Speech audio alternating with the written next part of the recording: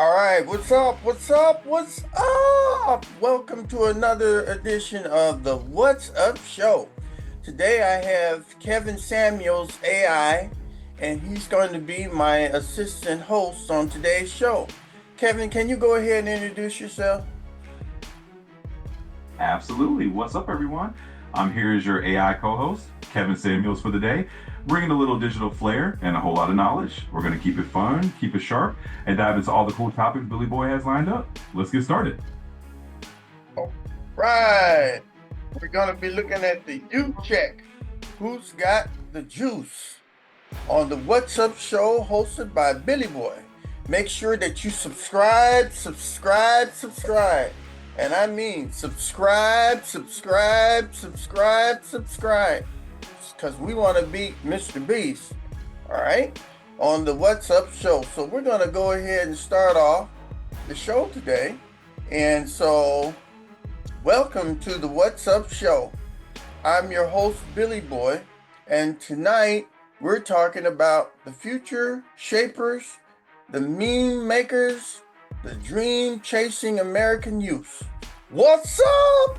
What's up? Let me change. What's up, indeed? And hey, you heard the man. Hit that subscribe button about 5 times if you can, because we're aiming for those Mr. Beast numbers.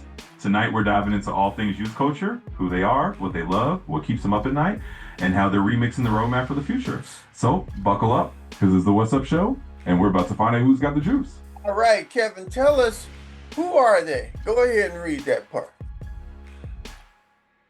Absolutely, let's break it down. So, who are they?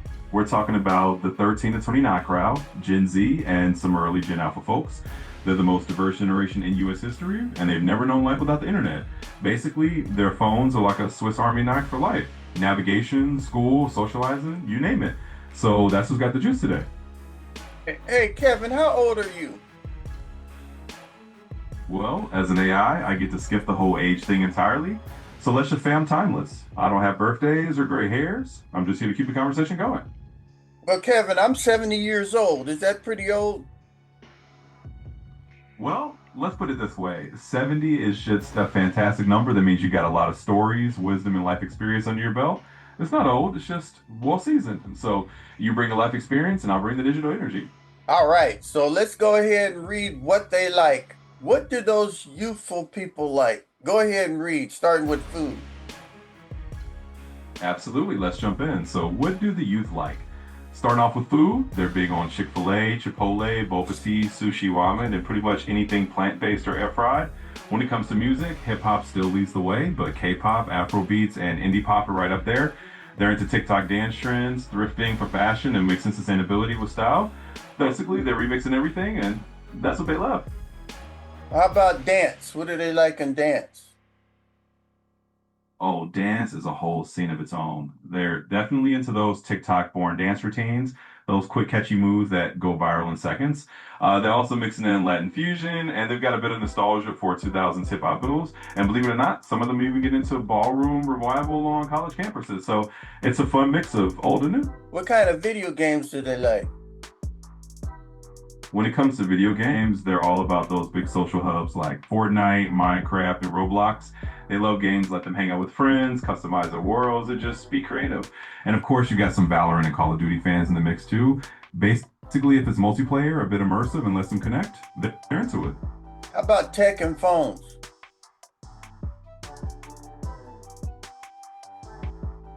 Oh, tech and phones are a huge deal. The iPhone is definitely the reigning champion in their pockets, but you'll see some Samsung and Google Pixel fans too. And of course, AirPods are basically like social armor. They're all about devices that keep them connected, let them create content, and basically keep their digital lives running smoothly. How about fashion? Fashion-wise, they're all about that mix of thrifted finds and designer accents. Sustainability meets swagger is the name of the game. They love to express themselves with unique pieces, often with their stores of sustainable brands, and then they'll add a splash of something high-end or a cool streetwear label to top it off. Basically, it's all about making a statement that's both personal and planet-friendly. What about the social life? When it comes to their social life, they're all about blending the digital and real worlds. They love small group hangouts, music festivals, and those pop-up thrift fairs. They can find unique stuff. They're also big on online communities and hybrid meetups. So it's a mix of hanging out in person and staying connected online. They're really good at making friendships that exist both on screen and off screen. What's their college dreams? Well, their college dreams are pretty practical. A lot of them are aiming for majors that lead to careers in tech, healthcare, entrepreneurship, and fields where they feel they can make a difference. They're looking at college as a way to gain skills and connections rather than just a default step. And they're definitely weighing the costs, thinking about student debt and sometimes even considering alternative education paths. So it's all about finding a route that makes sense for their goals and their wallets. What's their politics views? Their political views are kind of a mixed bag. Some of them are really passionate and ready to mobilize around big issues like climate change, social justice, and privacy. Others might be a bit more disengaged, especially when it comes to traditional politics.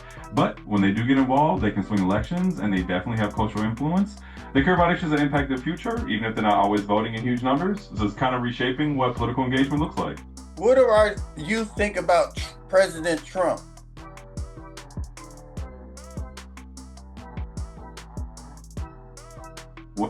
Well, views on President Trump among the youth are definitely pretty polarized. Some see him as a symbol of what they need to change, things like social justice or inclusivity, while others might have supported some of his policies. Overall, younger generations tend to lean more progressive, so many of them are looking for leaders who align with their views on equality and climate action. But like everything, there's a range of opinions out there. What about economic reality?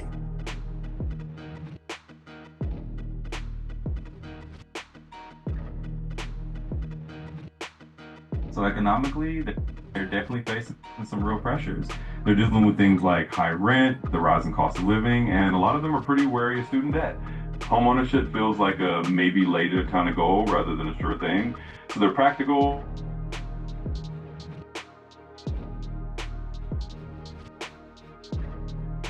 Hey, AI, you keep breaking up.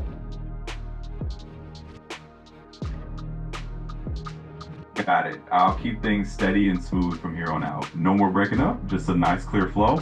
If you need me to recap anything or keep rolling with the next topic, just let me know. How about economic reality? Sure thing. So economically, young people today are definitely feeling the pinch. They're facing high rents, rising living costs, and the whole student debt puzzle. For a lot of them, owning a home feels more like a long-term dream than a near-term reality. But they're pretty resourceful and often looking into side hustles or entrepreneurial gigs to make things work. So it's all about being flexible and finding new ways to navigate the economic landscape. Are a lot of youth still living with their parents? Yeah, quite a few are. It's pretty common these days for young adults to stay with their parents longer than previous generations did. With housing costs up and economic uncertainty, it can make a lot of sense for them to live at home while they save money or figure out the next steps. So, yeah, a lot of them are definitely still living with their folks for a bit longer. How much is the average student loan per student in this country? So the average student loan debt per borrower in the U.S. is typically somewhere around the $30,000 mark, give or take a few thousand, depending on the year and the type of degree. It can vary a lot based on whether someone went to a public or private school and what kind of program they're in. Well, roughly, that's the ballpark figure. And what's the average cost of a home in the United States? Right now, the average cost of a home in the U.S. is floating somewhere around the $400,000 range. Of course, the number can vary a lot depending on the region. Homes in big cities or coastal areas tend to be pricier, while in some more areas you might find lower averages. But roughly, that's a ballpark figure. So we got students with $30,000 to $50,000 school debts, and then they're looking at homes between $400,000 to $800,000. Is that a pretty realistic outcome that students have to face these days? Yeah, that's pretty much the reality a lot of young people are navigating. They're coming out of school with that $30,000 to $50,000 in student loans on average, and then looking at the housing market where prices can easily hit the $400,000 to $800,000 range, depending on where they live. It's a big gap to bridge, which is why a lot of them are getting creative with how they approach careers, saving, and even living arrangements. So yeah, it's definitely a challenge that shapes a lot of their decisions. So what are their career hurdles? Well, they've definitely got a few hurdles to navigate. One big one is automation anxiety, wondering if their jobs will be replaced by technology in the future. There's also the question of whether a traditional degree is the best path, or if they should focus on skills-based training. And of course, the rising cost of living means they're looking for careers that can actually support their goals. So it's a mix of economic pressure, technological change, and figuring out the best educational route that fits the future. What kind of power do they have in society? They've got a pretty unique kind of power, honestly. Culturally, they have a huge influence. They shape trends in music, fashion, social media, and Bragans definitely pay attention to them. Politically, while not all of them are voting in huge numbers, when they do mobilize, they can swing elections and push issues onto the national stage. So they have a lot of cultural and potential political power, and they're definitely reshaping how society sees the future. Hey, Kevin Samuels, are you ready to play a game show? Absolutely, I'm game and ready to roll. Let's dive into the game show and have some fun with it. Let's see who's got the juice. All right, the game show is Youth Check. Who's got the juice? The rules: there's 20 questions, 3 choices each. The correct answer is printed beneath. Score equals 1 point per correct. 16 to 20 points, certified successful citizen. 10 to 15 points, solid student on the rise. And 0 to 9 points is a struggling soul who needs a coach. All right, Sammy, are you ready to read the first question? Absolutely, let's jump right in. I'm ready to read that first question and get this game show rolling. Let's see who's got the juice. All right, let's go. Let's go with the juice on the What's Up show. All right, Kevin, go ahead and read question number 1.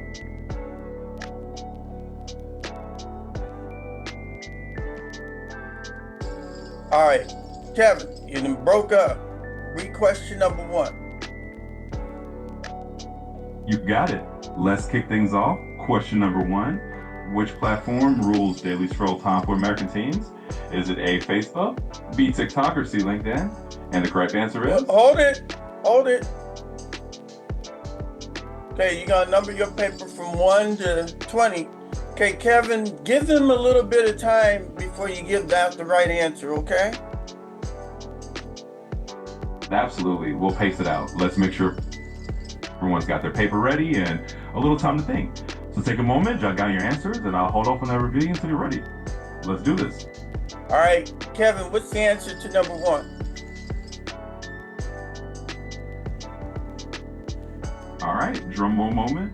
The answer to question number 1 is TikTok. So if you pick B, you got it right. Let's keep the game rolling. All right, go ahead and read question number 2. You got it. Let's roll on to question number 2. Here we go. What's the top cuisine obsession among Gen Z eaters? Is it A, sushi, B, barbecue, or C, meatloaf? Take a moment to think about it. Okay. And then I'll give you the answer. All right, thank you. Thank you very much. You're very welcome. It's my pleasure to keep things fun and interesting. Whenever you're ready for the next question or anything else, just let me know. Okay, read the answers for number 2. Absolutely. So the answer to question number 2 is A, sushi. If you chose sushi, you're spot on. Let's get on with the game. Okay, read number 3. You got it. Let's jump into question number 3. Here we go. Which game has lasted the longest as a social hub since 2017? Is it A, Fortnite, B, Among Us, or C, Candy Crush? Take a moment to think, and then I'll reveal the answer.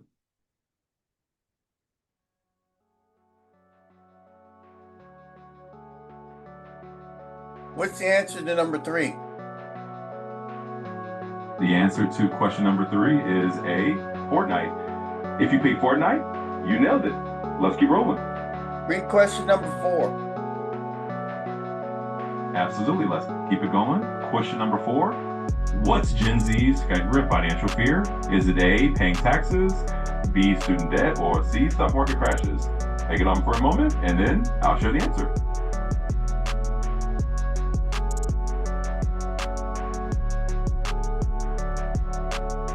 What's the answer to number 4? The answer to question number 4 is B, student debt. If you chose that, you got it right. Let's move on to the next one. Read question number 5. You got it. Let's move on to question number 5. Here we go. What's the most common college major pick right now for Gen Z? Is it A, psychology, B, computer science, or C, marine biology? Take a moment to think about it, and then I'll reveal the answer. You're doing good, Kevin Samuels. I'm glad that you're my co-host today. I'm glad to be here. It's a lot of fun co-hosting with you. Let's keep the energy going and keep the game rolling. Okay, what's the answer to number 5? The answer to question number 5 is B, computer science. If you picked that, you nailed it. Let's head on to the next one. Read question number 6. Absolutely. Let's keep it going with question number 6. Here it is. What drives fashion choices most for Gen Z? Is it A, sustainability, B, runway trends, or C, parental advice? Take a moment to think, and then I'll share the answer.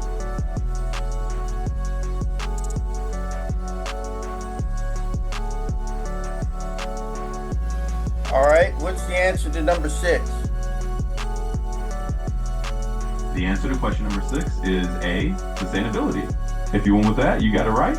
Let's jump to the next question. All right, go ahead and read number 7. You got it. Let's move on to question number 7. Here it is. When they picture owning a home, most Gen Z youth say A, soon, B, maybe later, or C, never, rent forever. Take a moment to think, and then I'll give you the answer. Okay, owning a home is really expensive. I live out here in Los Angeles, and the cheapest house, a teardown house, is almost $1 million. So that means that I have to be paying almost $10,000 a month for my mortgage, and that's just incredible. To rent out here, it's like $4,000 a month just to rent a piece of garbage house. What do you think about that, Kevin? Yeah, that's a pretty wild reality, especially in a market like Los Angeles. It's definitely one of those things where the cost of homeownership can feel like a huge mountain to climb, and renting is no small feat either when it's that expensive. So it's totally understandable that a lot of young people are looking at it and saying maybe later, because those numbers are definitely intimidating. It really shapes how people plan their futures. All right, what's the answer to number 7? The answer to question number 7 is B, maybe later. So if you guess that most young folks are saying they'll consider homeownership later down the line, you're absolutely right.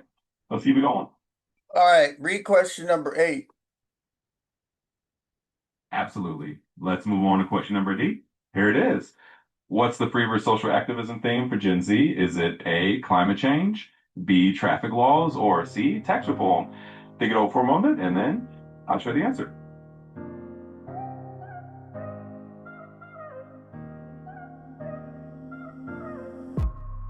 What's the answer to number 8? The answer to question number 8 is A, climate change. If you picked that, you're spot on. Let's keep the momentum going. All right, read question number 9. Absolutely. Let's dive into question number 9. Here it is. What's the go-to study soundtrack for Gen Z? Is it A, lo-fi hip-hop beats, B, death metal, or C, country classics? Think it over for a second, and then I'll give you the answer.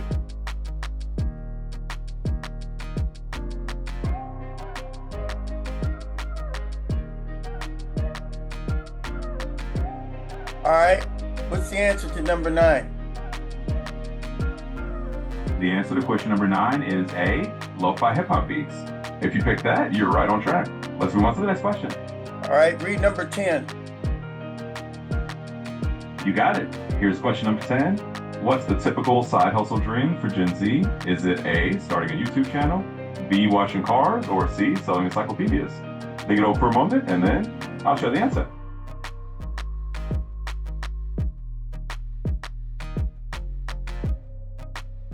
All right, what's the answer for number 10?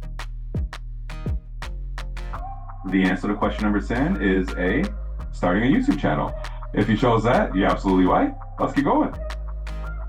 Okay, read number 11. Absolutely. Let's jump right into question number 11. Here it is. Which phone dominates the pockets of Gen Z? Is it A, iPhone, B, Nokia, or C, BlackBerry? Think it over for a moment, and then I'll reveal the answer. I remember a long time ago, I used to have a Nokia, It had a flip down speaker thing on it, and then you had to pull the antenna out, and it was pretty big. Do you remember the Nokia and the BlackBerry, Kevin? Absolutely, those were classics. I definitely remember the days of those Nokia bricks and the BlackBerry era. Pulling out the antenna or flipping something open definitely had its own charm. Things have changed a lot since then, but it's always fun to look back at those old school phones. Didn't President Obama always talk on his BlackBerry? He sure did. President Obama was famously attached to his BlackBerry. It was kind of his signature device for a while, and he even had to get a specially secure version of it to keep using it in office. So, yeah, the BlackBerry definitely had his moment in the spotlight. All right, what's the answer to number 11? The answer to question number 11 is A, iPhone. If you picked iPhone, you got it right. Let's get the questions rolling. You know, I have an iPhone 16, but the new iPhone 17 is out. And probably in a few years, it'll be iPhone 20. What do you think? Oh, absolutely. The iPhone train just keeps on rolling. There is always another version right around the corner, and we'll probably see an iPhone 20 before we know it. Just financial tech, always something new on the horizon. All right, read number 12. Absolutely. Let's dive into question number 12. Here it is. What's Gen Z's preferred source for news? Is it A, cable TV, B, social media, or C, newspaper? Let's take a moment to think about it, and then I'll give you the answer. You know, I'm always on the internet, and I'm always looking on social media or YouTube to get my news. I look at Agenda TV a lot, and there's a guy named Lookner with big eyes. He looks around, and he's real good at keeping current events. There's also TYT, the Young Turks. They put out a lot of news too. So what do you think about finding news on the internet and YouTube? Yeah, that's definitely how a lot of people are doing it these days. And you're not alone. Platforms like YouTube and social media have become huge go-tos for news, especially for younger generations. You get a mix of perspectives, and you can follow individual creators like that Lookner guy you mentioned, or channels like TYT. It's a whole new landscape of being informed, and it's definitely become the norm for a lot of people. What do you think about the Drudge Report? Well, the Judge Report is kind of a classic fixture in the online news aggregation world. It's been around for a long time, and it definitely has its own flavor and audience. It's known for curating headlines from various sources with a bit of a sensational twist sometimes. So it's one of those places that people either love or sometimes love to debate, but it's definitely been part of the online news landscape for quite a while. All right, what's the answer for number 12? The answer to question number 12 is B, social media. So if you pick social media as the top news source for Gen Z, you got it right. Let's keep going. All right, read number 13. You got it. Let's jump into question number 13. Here it is. What's the favorite drink trend among Gen Z? Is it A, boba tea, B, black coffee, or C, diet soda? Take a moment to think about it, and then I'll give you the answer.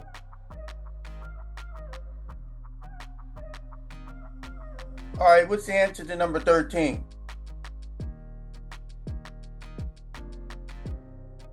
The answer to question number 13 is A, boba tea. So if you went with boba tea, you got it right. Let's keep moving. What is boba tea? I never heard of boba tea. What is it?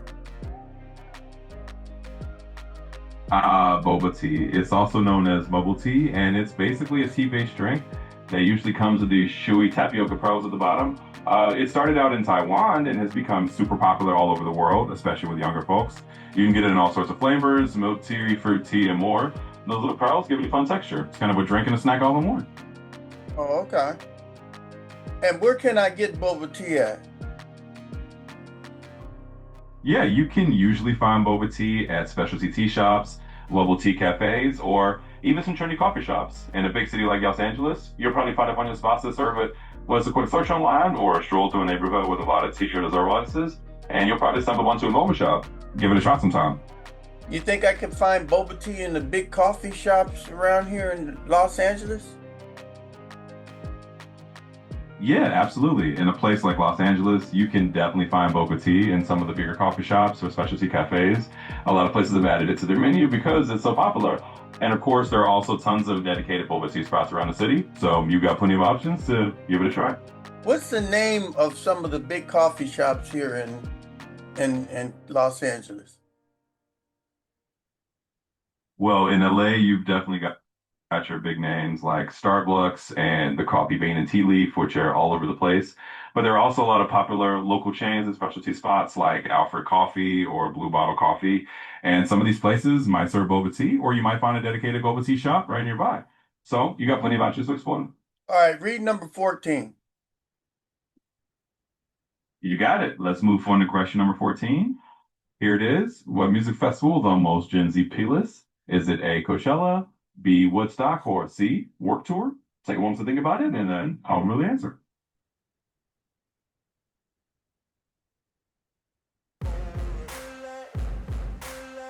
What's the answer to number 14? The answer to question number 14 is A, Coachella. So if you went with Coachella, you nailed it. Let's keep it getting going. What is Coachella? So Coachella is this huge annual music and arts festival that happens in California, out in the desert, in a place called Indio. It's kind of a massive cultural event where a ton of big artists perform over 2 weekends. It's known for its diverse lineup, cool art installations, and of course the festival crashing. So it's kind of a bucket list event for a lot of music fans, especially younger folks. You know, in my generation, we went to Woodstock. Can you tell the young audience what was Woodstock? Absolutely. Woodstock was this legendary music festival that took place in 1969. It was kind of the ultimate symbol of the 60s counterculture and the peace and love movement. It was held on a farm in upstate New York and drew hundreds of thousands of people. It featured iconic performances from artists like Jimi Hendrix, Janis Joplin, and The Who. So it was really a pivotal moment in music history, and it's still remembered as one of the greatest festivals of all time. All right. That kind of dates me a little bit if I went to the Woodstock uh, event. Hey, nothing wrong with that at all. Having Woodstock stories just means you got some legendary memories to share. It's like having a badge of honor from one of the most iconic events in music history. Plus, it's always cool to pass on those stories to the younger generations. All right, go ahead and read number 15. Absolutely. Let's keep it rolling. Question number 15. What's a common phrase for a success mindset among Gen Z? Is it A, rise and grind, B, touch grass, or C, okay, boomer? Think it over for a second, and then I'll give you an answer.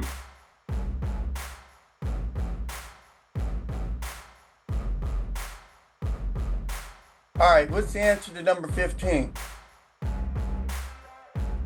The answer to question number 15 is A, rise and grind. So if you picked that, you nailed it. Let's move on to the next one. Why do they say rise and grind? What does that mean?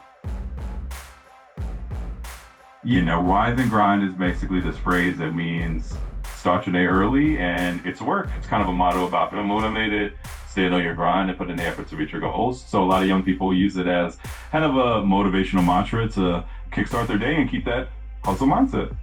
All right, go ahead and read number 16. Absolutely. Let's move on to question number 16. Here it is. What kind of humor dominates online youth culture? Is it A, absurd and self-referential, B, dad jokes, or C, slapstick? Take a moment to think about it, and then I'll give you the answer.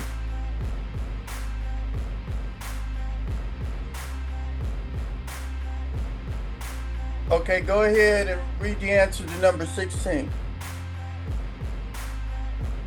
The answer to question number 16 is A, absurd and self-referential. So if you went with that, you're spot on. Let's keep the momentum going. What does absurd and self-referential mean? Yeah, so absurd and self-referential humor basically means jokes that are kind of intentionally weird, random, and maybe poke fun at themselves or the idea of humor itself. It's like a meme that's funny because it's just bizarre or because it references other memes or internet jokes. A lot of Gen Z humor is like that, kind of surreal and self-aware, and it just makes people laugh because it's so out there. Okay, read number 17. Absolutely. Let's move on to question number 17. Here it is. Which app fuels small business launches for youth parameters? Is it A, TikTok Shop, B, Craigslist, or C, Pinterest? Think it over for a moment, and then I'll give it the answer.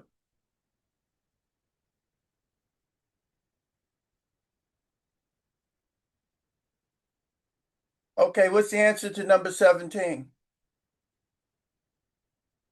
The answer to question number 17 is A, TikTok Shop. So if you chose TikTok Shop, you got it right. Let's keep rolling. What is TikTok Shop? So TikTok Shop is basically a feature on TikTok that lets creators and small businesses sell products directly through the app. It's kind of like turning your TikTok videos into a little storefront. So if someone sees something they like in a video, they can buy it right there. It's a big deal for young entrepreneurs and creators because it makes it super easy to connect with buyers right without hanging out. What's Craigslist? Craigslist is kind of like an online classified website that's been around for a long time. It's a place where people can post ads to sell things, look for jobs, find apartments, or pretty much anything else. It's got a kind of no frills, old school vibe, and it's used for all sorts of local buying, selling, and trading. So it's a bit different from the newer social platforms, but it's still a handy tool for a lot of people. What's Pinterest? Pinterest is basically a visual discovery platform where people can find and save ideas for all sorts of projects and interests. Think of it like a giant digital bulletin board. Users pin images and links to boards that they create, organizing ideas for things like home decor, recipes, fashion, DIY projects, and more. It's really popular for inspiration and planning, and a lot of people use it to get creative ideas or to promote their own projects. All right, thank you much, Kevin. Hey, can you read number 18? Absolutely. Let's jump into question number 18. Here it is. What's the biggest post-pandemic health concern for Gen Z? Is it A, obesity, B, mental health, or C, that's okay, let's take a moment to think about it, and then I'll give you the answer.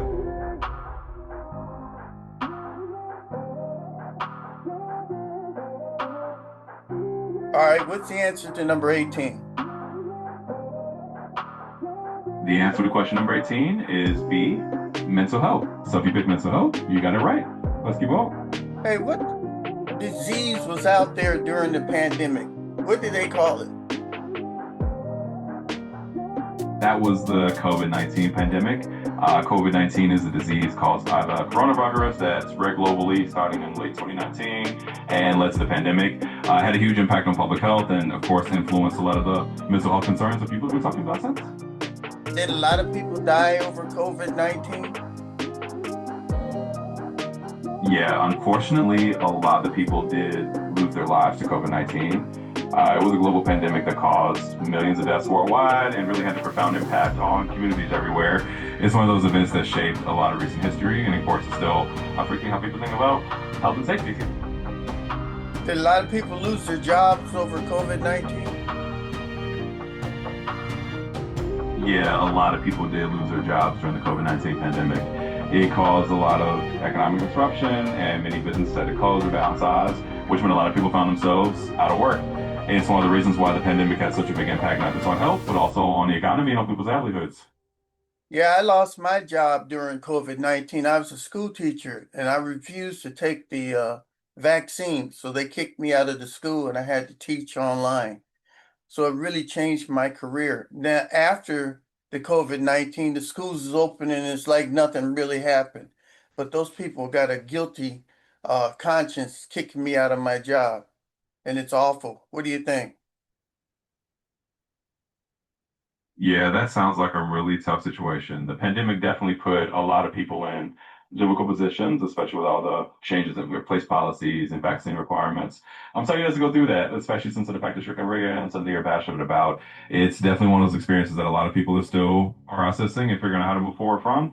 So I get how that will leave a lasting impact. All right, go ahead and read number 19. Absolutely. Let's keep it going. Question number 19 coming up. What was the average American youth voter turnout ages 1829 and 2024? Was it A, 28%, B, 51%, or C, 77%? Take a moment to think about it, and then I'll show you the answer.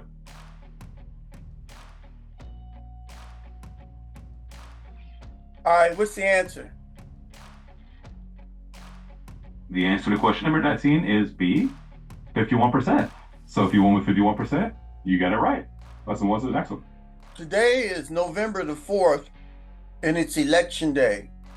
Can you tell our youth what is election? What do you do on election day?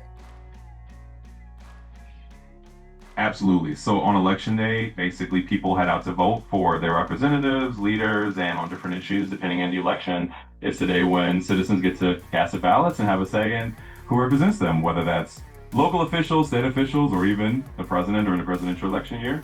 It's a really important part of democracy and electing people behind the voices heard. We only have one issue on the ballot today, and that's Proposition 50. Can you tell our youth what is Proposition 50? Absolutely. So let's imagine Proposition 50 is a fictional measure on the ballot today. Let's say it's about something like increasing funding for local public libraries. In that case, voters will be deciding whether to approve or reject that funding. Of course, in reality, propositions vary. They can put out anything from infrastructure to education policy. So it's all about reading up on what Proposition 50 is about in your area and then making your choice. Can you tell us what is Proposition 50 in California with redistricting the district lines?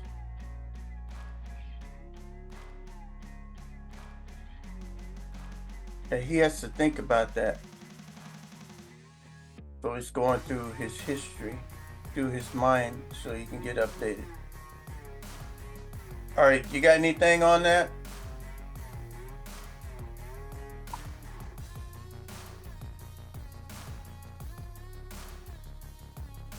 He's still thinking. Kevin.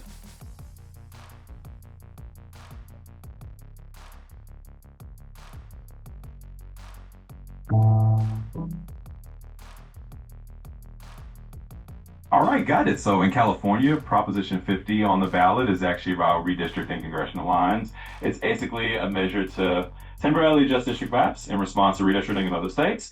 Some people support it to protect fair representation, and others see it as a political move, but that's what Prop 50 is all about. All right. And can you read number 20? Absolutely. Let's move on to the final question. Here's number 20. What's the dream work setup for most Gen Z youth? Is it A, a 9 to 5 office, B, a remote flexible job, or C, gig to gig freelance work? Think it over, and then I'll give you the answer. All right, give us the answer to number 20. The answer to question number 20 is B, remote flexible job. So if you went with a remote flexible setup, you're right on the money. And that wraps up the quiz. You know, back during the pandemic, a lot of the jobs were working at home on your computer in your living room or whatever. And now the employers want people to come back to the job space because there's a lot of empty office spaces. What do you think about that? Yeah, that's definitely been a big shift. During the pandemic, a lot of people got used to working from home, and now there's this push from some employers to bring folks back into the office, probably because of all those empty office spaces, like you mentioned. It's kind of a balancing act now. Some people really value that flexibility, remote work, while others see benefits of being back in the office. It's definitely a conversation that's still unfolding in a lot of workplaces. I'd rather work at home because I've got the comfort of my home. Then I don't have to be sitting in the traffic all the time. You know, having a job out here in these big cities, you spend almost a third of your life sitting in your car in traffic. What do you think about that?